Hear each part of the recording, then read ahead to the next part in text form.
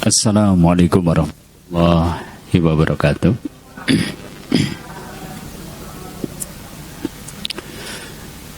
Innal hamdalillah wa na'udzu billahi min sururi anfusina wa min sayyiati a'malina may yahdihillahu fala mudilla lahu wa may yudlilhu fala hadiya lahu. Asyhadu an la ilaha illallah wahdahu la syarikalah wa asyhadu anna Muhammadan abduhu wa rasuluh. Allahumma shalli wa sallim wa barik ala Muhammadin wa ala alihi wa ashabihi wa man tabi'ahum bi ihsanin ila yaumiddin. Amma ba'da. Fa ya ibadallah usikum wa iyaya bi taqwallah. Faqad qala Allah Ta'ala ya ayyuhalladzina amanu taqullaha ittaqullaha haqqa tuqatih wa la tamutunna illa wa antum muslimun. Wa qala Rasulullah sallallahu alaihi wasallam ittaqillaha haitsuma kunta wa atbi'is sayyi'atal hasanata tamhuha wa khaliqin nasa bi khuluqin hasanin. Sadaqallah wa sadaqa Rasul Karim. Bapak Ibu, saudara-saudari, kaum muslimin dan saudarakumullah, gimana kabarnya? Sampai sehat? Alhamdulillah ya. Baik nih, suasana atau cuaca akhir-akhir ini kayaknya cukup ekstrim. Pagi dingin, siang terik, tapi anginnya juga kencang, debu berterbangan, sehingga kayaknya banyak virus yang berterbangan. Tidak sedikit di antara kita diuji dengan sakit. Ramane mriyang mari genti biyunge. Biyunge mari genti anake. Ya, ini hari-hari ini kadang seperti itu. Atau memang juga sakit karena umur yang terus bertambah sehingga kemudian fisik kita mulai lemah. Sing samparane anyes, semuten, dengkule pegel, boyoke pegel, gulune kaku-kaku, sirahe mumet gitu, macam-macam sing jare tensine dhuwur, gula darah dhuwur dan seterusnya. Nah, dari situlah kayaknya di kesempatan sore hari ini sekedar kembali mengingatkan.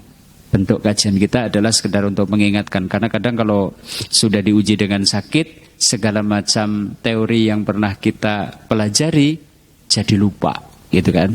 Nah, maka hari ini kita akan bahas nih, bagaimana agar sakit menjadi berkah. Pripun? Bagaimana supaya sakit itu menjadi berkah? Jangan sampai sudah kena musibah, yaitu sakit itu musibah, ternyata kita tidak bisa memetik hikmahnya, maka kita dapat musibah yang kedua namanya. Ya, musibah keduanya karena kita tidak mampu meraup keberkahan dari sakit yang tengah kita rasakan. Maka inilah yang di kesempatan hari ini insya Allah kita akan coba bahas nih, meraup berkah di saat sakit. Mungkin pernah kita bahas, tapi ini sebagai pengingat kembali. Ya, karena hari ini banyak yang mungkin diuji dengan sakit, sementara kalau sakit anaknya guru ngangluh tok dan seterusnya. Nah, ini ya. Baik, Bapak Ibu kaum muslimin rahimakumullah, sebelumnya selawat serta salam semoga senantiasa tercurah kepada uswah kita, teladan kita Rasulullah Muhammad sallallahu alaihi wasallam, ugi dumateng keluarganipun, sahabatipun lan tiyang-tiyang ingkang tansah istiqomah dumugi dinten kiamat mangke. Ada yang belum pernah sakit dari kecil sampai sekarang? Gak ada? Gak ada? Loh, malah meriang-meriangan terus kok gitu kan. Baik, yuk kita coba bahas dulu nih. Poin pertama ini nih. Nilai sakit dulu nih bagi orang beriman. Sebenarnya bagi orang beriman sakit itu nilainya apa sih? Dan ini nanti termasuk di antara perkara yang bisa menguatkan kesabaran. Ketika kita diuji dengan sakit itu nanti dengan ingat nilainya, kita berharap nanti bisa menjadi lebih sabar dengannya ya. Baik, kita runtuti satu persatu. Yang pertama ini, Bapak Ibu kaum muslimin rahimakumullah. Ternyata sakit itu adalah salah satu ujian yang Allah timpakan kepada kita, hambanya. Jadi satu apa? Sakit adalah ujian. Hal ini sebagaimana yang disebutkan oleh Allah di dalam surat Al-Anbiya ayat 35. Allah Ta'ala berfirman, a'udzubillahi minasyaitonir rajim. Kullu nafsin dha'iqatul maut wa nabluukum bisyarri wal khairi fitnah wa ilaina turja'un. Ayat ini dimulai dengan shock terapi nih. Kita di shock terapi supaya kita perhatian. Kullu nafsin dha'iqatul maut. Allah Ta'ala mengabarkan, mengingatkan kepada kita bahwa setiap yang bernyawa itu pasti akan mati. Ya, mbok wong sugih kaya ngopo mati. Mbok wong gagah, ganteng, gede dhuwur atau mungkin cantiknya seperti apa, mati. Mbok setinggi apapun kedudukan, jabatannya, kekuasaannya juga pasti akan mati. Nah, ini supaya kita teringat. Di kalimat selanjutnya Allah Ta'ala ngendika, wa nabluukum bisyarri wal khairi fitnah, dan kami uji kalian dengan fitnah keburukan dan fitnah kebaikan. Di sini ada dua fitnah nih, syarri wal khairi fitnah. Fitnah keburukan, fitnah kebaikan. Wa ilaina turja'un, dan kepada kamilah kalian itu akan dikembalikan. Nah, menurut Ibnu Abbas yang dimaksud dengan syarri wal khairi fitnah itu apa? Kita manusia diuji oleh Allah dengan kesempitan, kelapangan, dengan kesehatan, sakit. Kadang diuji dengan kaya, kadang diuji dengan miskin, kadang diuji dengan taat kemaksiatan dan seterusnya. Ini ujian. Berarti kita garis bawahi, sakit ujian, sehat juga. Ada enggak orang yang diuji dengan sehat malah enggak lulus? Ada? Dong briang ngunen donga husuk banget, wengi tangi ya men kepengin oleh sehat, ngunen donga ngunen tahajud temenanan banget. Tapi bareng diwenehi sakit, diwenehi sehat, malah ora gelem donga, ya. Lah malah justru sehatnya justru untuk berbuat dosa dan maksiat. Oh, ternyata ada orang yang diuji dengan sehat malah gagal. Ya, diuji sakit malah lulus. Ada juga yang sebaliknya. Oh, barang pas lagi sehat pripun? Juan sholat jamaah mempeng, saben wengi tahajud, maos Quran wan dewan juz dan seterusnya. Neng barang meriang setitik, bae lonyong prei lah ora arep salat lagi ka. Digawa wudu rasane abot banget kok. Salat wajib dadi prei dan seterusnya. Berarti ada juga orang yang diuji dengan sakit juga tidak lulus. Artinya dua-duanya baik sehat maupun sakit itu ujian. Apa? Kira-kira tujuannya kok ndadakan kula panjenengan diuji, tujuannya apa? Kok dadak diuji? Pripun? Ya kayak bocah sekolah. 1 tahun kegiatan belajar mengajar, akhir tahun ujian. Nggih? Sehingga nanti tahu siapa yang kemudian bisa menyerap pelajaran sehingga nanti naik kelas. Nanti 1 tahun lagi setelah naik kelas ujian lagi. Naik lulus berarti naik kelas lagi. Kita sama sebenarnya di hadapan Allah, kita juga sama. Kita kepengen dengan bertambahnya umur kita, kelas kita di hadapan Allah juga semakin meningkat. Emang kita dikelaskan oleh Allah? Dikelaskan apa mboten? Ya kan dikelaskan, inna akramakum indallahi atqakum. Sesungguhnya orang yang paling tinggi kedudukannya di antara kalian, paling mulia kedudukannya di antara kalian adalah yang paling takwa kepadaku. Berarti derajat kita di hadapan Allah hari ini itu ternyata bertingkat-tingkat. Lah bagaimana supaya kedudukan kita di hadapan Allah itu terus meningkat? Ya tadi harus lulus ujian. Lah kalau sakit itu ujian, berarti tanda kelulusannya nopo? Tiang sing lulus diuji dengan sakit tandanya kepripun? Jika dia bisa sabar. Lah sabar niku tandanya kepripun? Hati lapang dada menerima ketetapan Allah yang mungkin sebenarnya enggak enak, getir pahit. Jadi kalau bisa kita gitu, begitu blek sakit ya sudah diterima. Itu nanti akan lebih ringan bagi kita untuk mendapatkan kesembuhan daripada jenengan nyongko kena gula ya gitu kan, kemudian adanya protes. Ya belum tentu kita kemudian jadi cepat-cepat sembuh dengan cara seperti itu. Sudah dengan cara apa? 1, sabar dulu, blek terima ketetapan Allah, lapang dada. Loro, tandane wong sing lulus ujian sabar, berarti kepripun? Lesane ora ngangluhan. Diuji dengan sakit, ya tidak kemudian banyak berkeluh kesah. Nah, baru yang ketiga, orang yang lulus ujian sakit itu yang bagaimana? Yang tetap taat sekalipun diuji dengan sakit, dia tetap tunduk taat kepada Allah Azza wa Jalla. Lulus, maka derajatnya di hadapan Allah dengan sakit itu menjadi lebih tinggi, munggah kelasnya. Lah kita berharap semakin tua berarti kita berharap sakit diuji lulus naik kelas, nanti sakit lagi diuji lulus kemudian naik kelas lagi, sehingga menghadap kepada Allah kita berada di puncak ketinggian kita di hadapan Allah Azza wa Jalla. Jadi kita garis bawahi poin 1, sakit adalah ujian. Begitu ya, nanti pokoknya kalau panjenengan koblek diuji dengan sakit, bagaimana? Nyong kudu lulus. Keberapun? Jadi begitu blek sakit, kita langsung komitmen, nyong kudu lulus. Lalu lulusnya tandanya apa? Kudu bisa sabar. Seperti itu. Sakit apapun, begitu kita diuji dengan sakit, aku harus lulus ujian. Lulus ujiannya sakit, berarti harus sabar. Seperti itu. Ini yang pertama. Jadi nilai sakit bagi orang yang beriman, 1, sakit adalah ujian. 2, sakit itu penghapus dosa. Kenapa? Sakit itu penghapus dosa. Ya. Banyak sih hadis yang membicarakan tentang ini diantaranya. Ma yusibul muslima min nasabin wala wasabin wala hamin wala husnin wala ada wala ghammin hatta saukati yusakuha ila kafarallahu biha min khotoyahu. Ya. Mayusibul muslim, tidaklah seorang muslim itu ditimpa min nasobin. Mungkin 1 nasobin. Nasobin itu rasa lelah, kesel.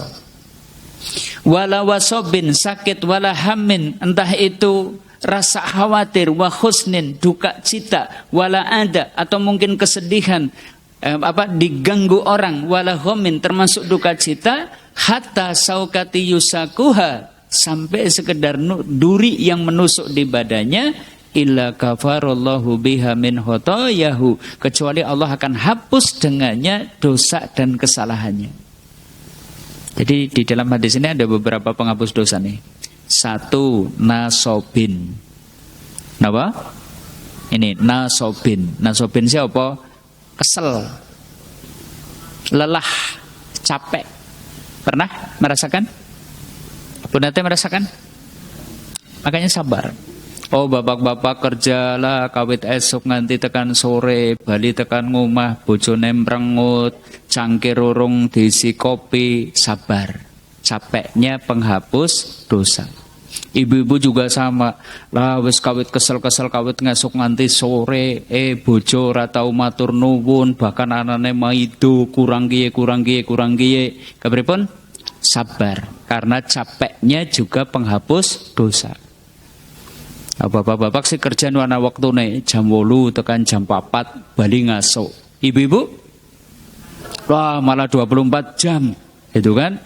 Ya terus naik sore terus bojone gelem ngalem sih lah, bojone nyong matur nuwun banget. Ora malah dipaido gimana? Ya wis lah ngelegitu bae, ngelegitu. Ya. Bareng ngelegitu sabar. Nanti penghapus dosa. Ternyata itu penghapus dosa.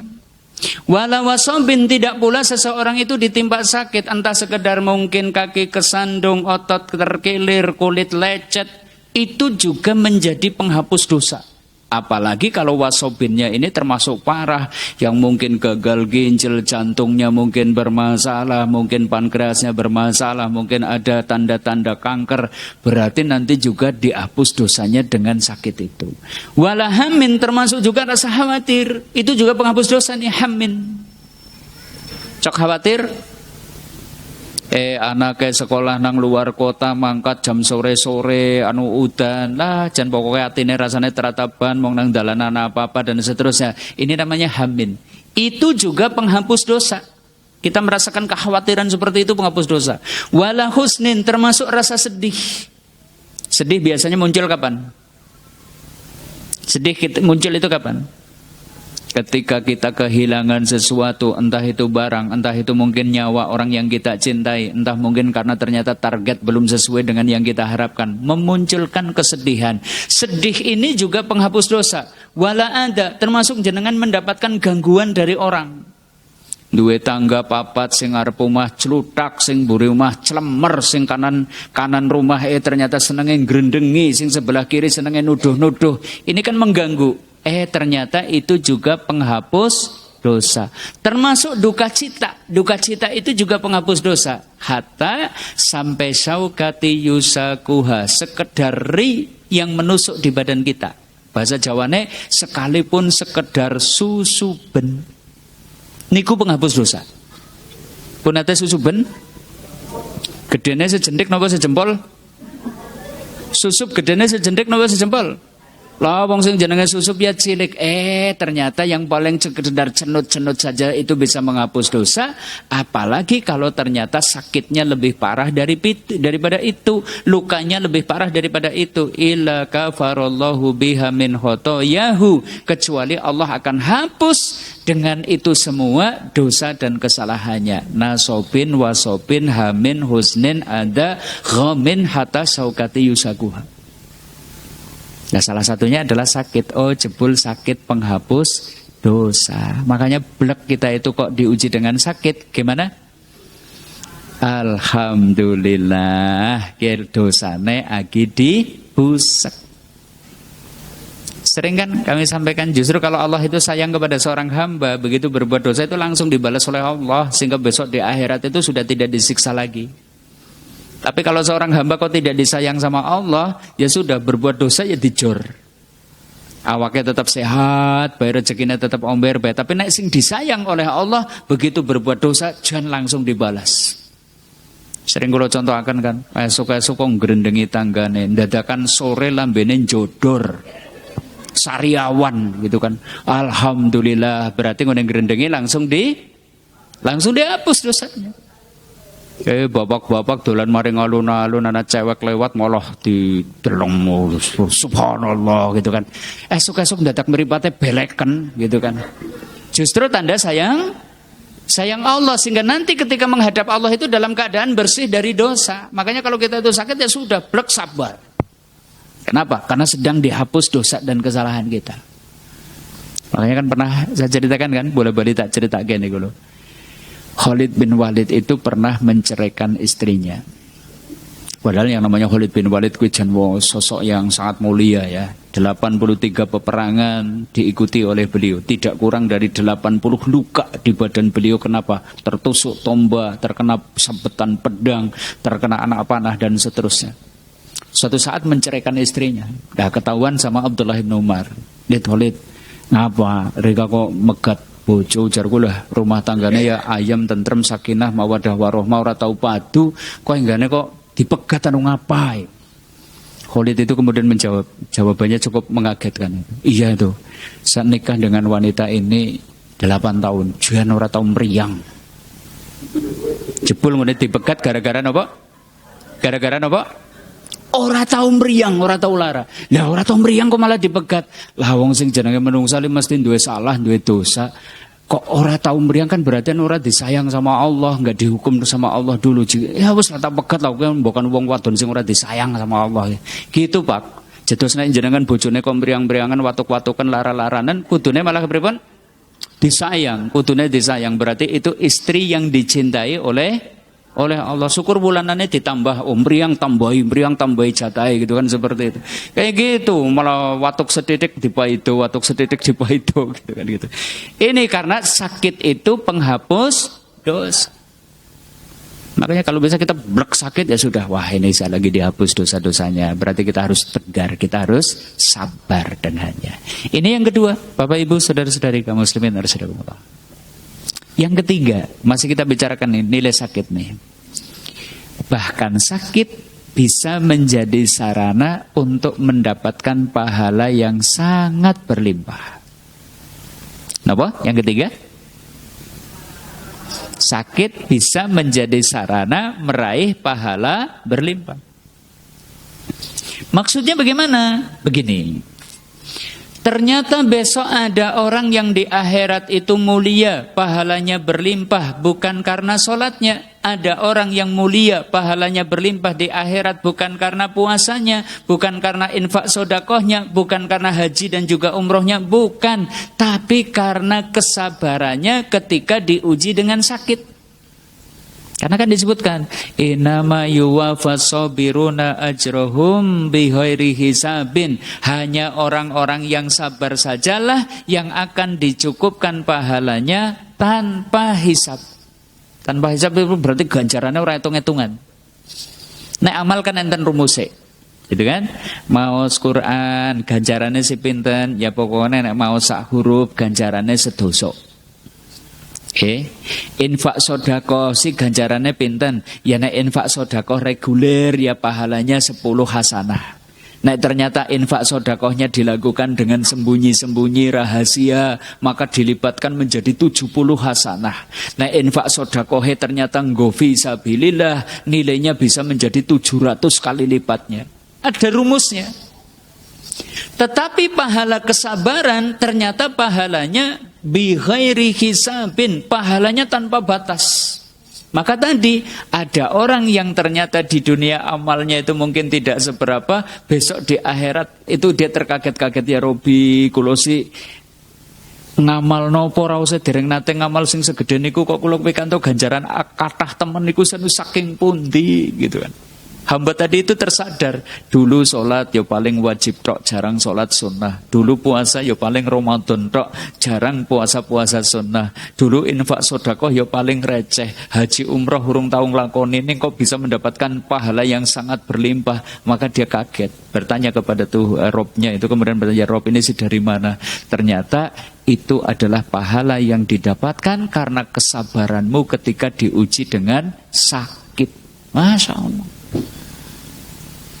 Sehingga hari itu di saat Allah membagi-bagikan pahala kepada hamba-hambanya, sahibul afiyah itu iri dengan sahibul bala. Saya ulang-ulang lagi nih. Gimana? Sahibul afiyah iri dengan sahibul bala. Sahibul afiyah itu siapa? Orang yang ketika di dunia niku jenak wake sehat, ora tau meriang-meriangan, iri karo sahibul bala. Wong sing teng dunyane niku jan meriang-meriangan, sakitnya komplikasi. Irinya kenapa? Karena orang yang sahibul afiyah itu melihat sahibul bala itu mendapatkan pahala berlimpah gara-gara sakit yang dirasakan. Seakan-akan sahibul afiyah itu kacuk. Lah ngerti si gemen nang dunia nyong lara-laranan, lah ngerti si nyong nang dunia si gemen meriang-meriangan, watuk-watukan dan seterusnya. Ketika melihat sahibul bala mendapatkan pahala yang sangat berlimpah. Masya Allah. Makanya nanti sama kalau kita blek dapat ujian sakit, sabar. Allah sedang memberi kepada kita pahala berlimpah. Siap? Bisa sabar? Insya Allah. Yang lagi ngaji kok iki sih insya Allah gitu. Tapi jan barang meriang watuk setitik bae jan dadakan kelalen lah, pokoknya ngajine kelalen, anane gurung gersulat tok gitu kan dan seterusnya itu. Ini ya yang ketiga. Termasuk yang keempat nih, kemuliaan ketika kita itu dapat sakit. Ternyata sakit itu segala kebiasaan baik yang dilakukan saat sehat akan senantiasa dicatat sekalipun tidak melakukan lagi. Sakit dipahami?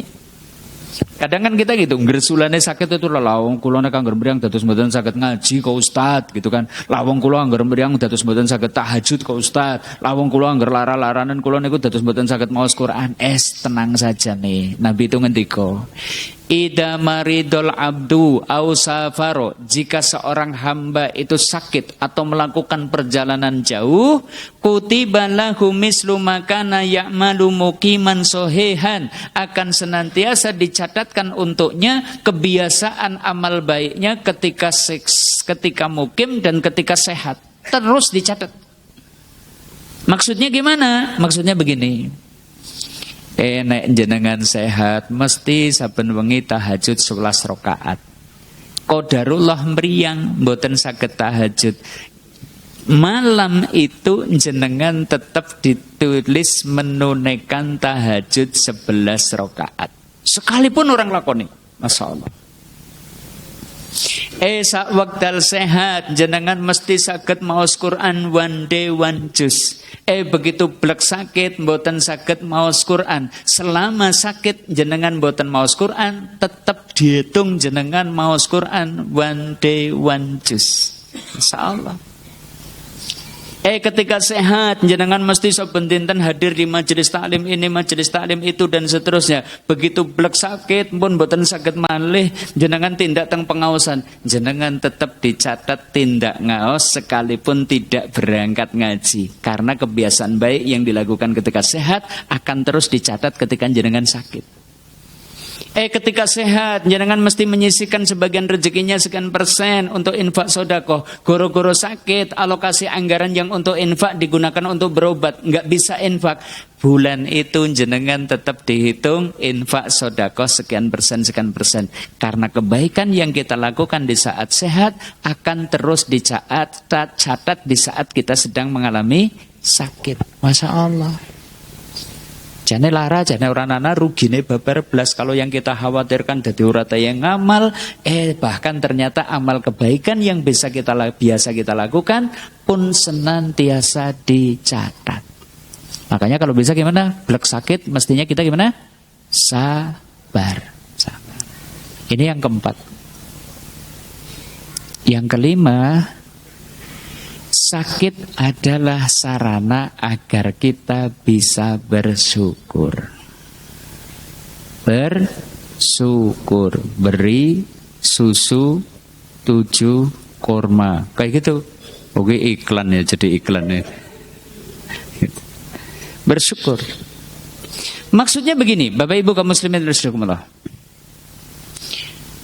Nabi itu bersabda, nikmatani maghbunun katsirum minan nas. Ada 2 nikmat yang mana kebanyakan manusia itu terlupa. Yaitu apa? As-sihah wal faruh. Nikmat sehat dan nikmat waktu luang. Kebanyakan kita itu enggak pernah mensyukurinya.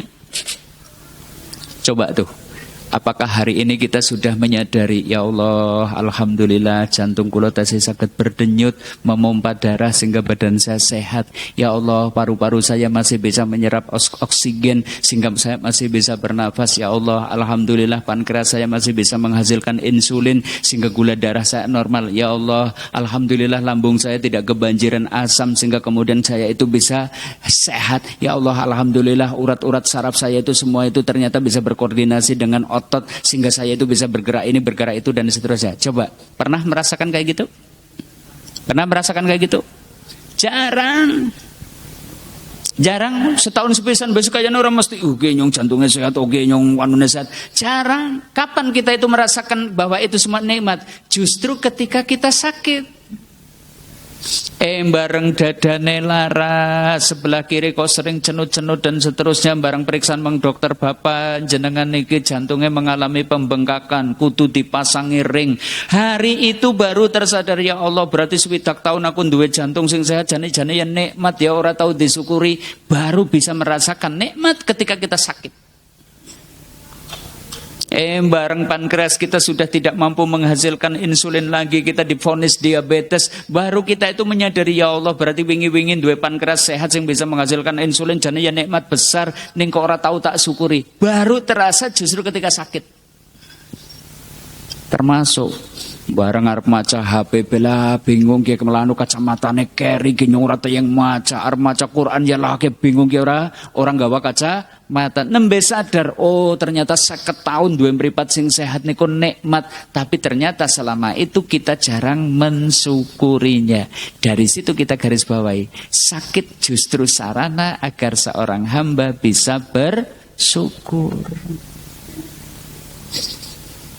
Nah, dari ini semua, Bapak Ibu kaum muslimin arsyadakumullah, ayo sabar ketika diuji dengan sakit. Apalagi kalau ya memang umur sudah kian bertambah, lawang umur wis 70 plus, ya wajar nek boyoke mulai pegel.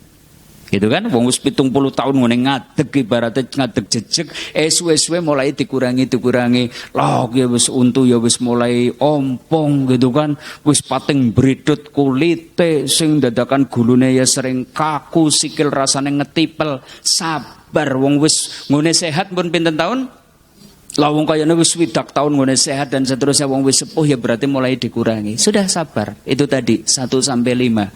Sakit adalah ujian. Sakit adalah penghapus dosa. Sakit adalah sarana meraih pahala berlimpah. Sakit itu kebiasaan baik yang biasa kita lakukan terus dicatat sekalipun tidak beramal. Termasuk sakit ini sarana agar kita bisa bersyukur. Bisa dipahami? Inilah 5 nilai sakit bagi orang yang beriman. Nah sekarang supaya sakit itu jadi berkah, caranya gimana? Nah kita perhatikan adab nih. Adabnya ketika sakit itu kados pundi. Berkah napa? Berkah napa? Sakit bisa jadi berkah? Bisa jadi berkah? Bisa ketika sakit justru mendatangkan kebaikan. Tadi loh berkahnya kan tadi bisa menghapus dosa, bisa menjadi tambahan pahala. Tapi yono sarate supaya sakit jadi berkah sih kepripun? 1 ini. Kudu sabar dan ridho ketika Allah tetapkan sakit pada kita. Sabar. Sabar kepripun?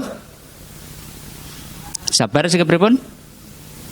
Hati lapang dada menerima ketetapan Allah. Bu, jenengan niki malah enten kista teng mulut rahimnya. Sabar, lapang dada menerima ketetapan Allah. Pak, jenengan niki malah diabetes, sabar menerima ketetapan Allah. Syukur ridho. Ridho itu di atasnya sabar. Kalau sabar itu berarti tadi hati lapang dada, lesan boten ngangluh, badan tidak bermaksiat, tetap taat kepada Allah. Nek ridho itu puas dengan apa yang menjadi ketetapan Allah, marem dengan apa yang menjadi ketetapan Allah.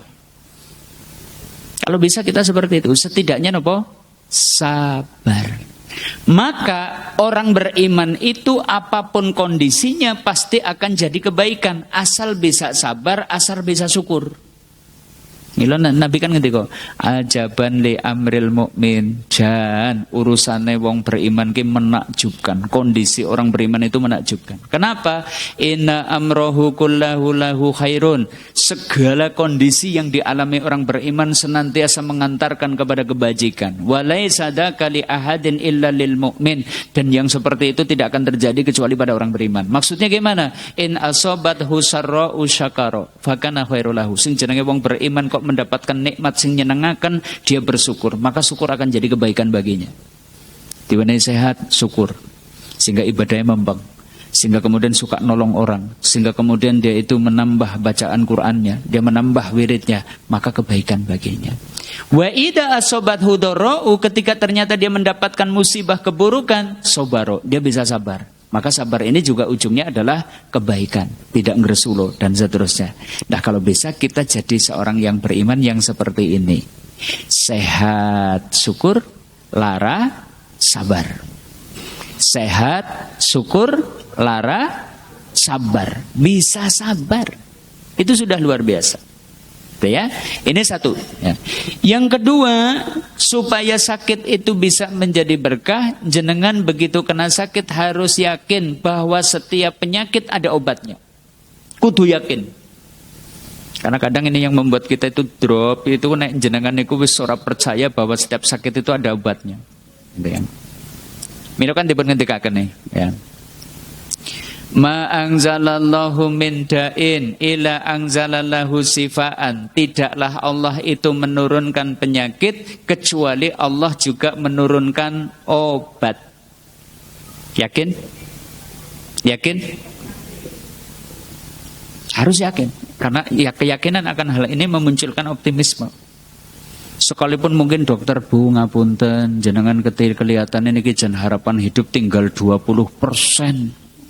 Jenengan gerah ning niki jen gerah anu sing urung ana obate, ora urus tetep lebih percaya karo pangandikanipun Nabi. Ma anzalallahu min da'in ila anzalallahu sifaan. Tidaklah Allah menurunkan penyakit kecuali Allah juga menurunkan obat. Cuma ya memang alimahu man alimahu wa jahilahu man jahilahu, ya.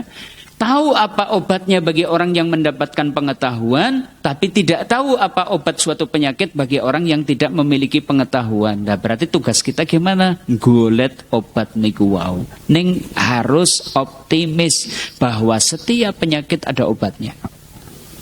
Karena kadang yang membuat nggak sembuh-sembuh, bahkan mungkin ngedrop dan seterusnya, ketika orang sakit itu sudah putus asa duluan. Begitu dikabari Pak Bu, niki anurungan obate lah ya, paling gue ngarang gue bertahan hidup. Pasti kita langsung drop. Nah kalau bisa gimana? Ora. Allah menurunkan penyakit, pasti menurunkan obat. Insya Allah saya akan dapat kesembuhan. Insya Allah pun kita akan mendapatkan kekuatan dengan. Ini yang kedua. Yang ketiga, supaya sakit itu bisa menjadi berkah, jangan berobat dengan yang haram. Karena Nabi SAW bersabda, Innallaha khalaqa da'a wa dawa'a. Sesungguhnya Allah lah yang menciptakan sakit, pun Allah pula yang menciptakan obat. Fatadawa, maka berobatlah kalian. Wala tadawa biharamin, tapi janganlah kalian berobat dengan yang haram. Ini perintah Nabi. Makanya para ulama itu juga beda pendapat tuh. Bolehkah darurat sakit itu berobat dengan sesuatu yang haram? Karena darurat orang lapar buktinya juga boleh makan yang haram. Ulama beda pendapat. Segolongan ulama berpendapat, oh itu tidak bisa dikiaskan. Karena orang yang lapar begitu makan sesuatu yang haram, kalau memang adanya itu pasti langsung sembuh laparnya, berganti kenyang. Gini apa mboten? Misal nih ada Kopassus yang ketika akhir ujian disuruh survival di hutan 3 bulan tanpa bawa bekal, suruh bertahan hidup. Orang nganggo bekal nang tengah hutan. Sudah nggak ada makanan halal kecuali ular, kecuali mungkin kemin apa kemin? Babi hutan gitu. Boleh nggak makan babi hutan? Boleh nggak? Boleh. Kenapa? Karena begitu makan daging babi hutan, kalau memang tidak ada yang halal, pasti laparnya sembuh dan dia akan kuat. Tapi coba, kalau obat, apakah orang berobat dengan sesuatu yang haram langsung sembuh? Belum tentu. Makanya tetap kepada kaidah ini, wala tadawa biharomin. Janganlah kalian berobat Janganlah kalian berobat dengan yang haram. Nggak boleh. Kalau kepengen sakit kita itu jadi berkah. Ini yang ketiga. Yang keempat, ya, jangan berobat ke dukun. Kadang kan orang gitu, lah wong anu sing jenenge golet mari, yang golet obat ya apa bahaya dilakoni, yang penting kan golet mari, jenenge ikhtiar. Enggak seperti itu. Ya. Kalau seorang muslim mestinya tidak berobat kepada dukun. Dukun sih napa? Wong pinter sih napa? Dukun itu orang yang mengaku-ngaku tahu perkara gaib. Itu namanya dukun.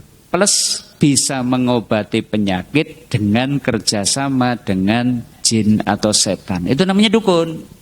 Cirinya 2, ngaku tahu perkara gaib dan mengobati dengan bantuan jin atau setan. Itu dukun. Mbok jenenge ke Arab-Araban tapi ngaku tahu perkara gaib dan mengobati penyakit dengan kerjasama dengan jin, maka itu namanya tetap dukun. Mbok kelambine jubah, agamane mungkin ngangge sorban, cekelane tasbih, ning kok ngaku tahu perkara gaib dan bisa memindah penyakit dengan kerjasama dengan jin, maka itu juga namanya dukun. Jangan terperdaya dengan baju, jangan terperdaya dengan nama. Karena bukan nama, bukan tampilan, tapi karakter. Karakternya tadi, ngaku tahu perkara gaib dan juga kerjasama dengan jin. Kenapa nggak boleh nih berobat ke dukun? Karena Nabi ngendika, man ata arofan fas'alu ansai la yuqbal salatuhu arba'ina yauman. Sinten tiange yang mendatangi dukun, bertanya sesuatu kepadanya, tidak diterima sholatnya 40 hari. Takon tok bae 40 dina sholat ora ditampa. Apalagi kalau kemudian bertanya dan membenarkan ucapan si dukun itu tadi, man ata arofan au kahinan fas'alu ansai fasadaqa bima yaqul. Siapa yang mendatangi dukun atau tukang ramal, bertanya sesuatu kepadanya, kemudian dia membenarkan ucapan si dukun itu, qad kafaru bima unzila ala Muhammad sallallahu alaihi wasallam. Sungguh dia telah kafir dengan yang diturunkan kepada Nabi Muhammad sallallahu alaihi wasallam. Kafir terhadap Al-Qur'an, nek manut ucapane mbah dukun. Maksudnya kados niki. Kalau ada orang sakit datang kepada mbah dukun niki anak kula kolara kados niki si kepripun nggih obate oh kudune kaya kiye dirungokakna tok ning ora dilakoni salate mboten ditampa kawan dosa dinten.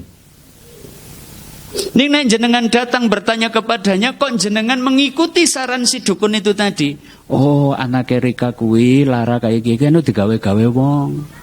Kemen mari mengko saben malam jemuah kae anake kon adus jam 12 wengi sing banyune dijikot sekang sumur pitu.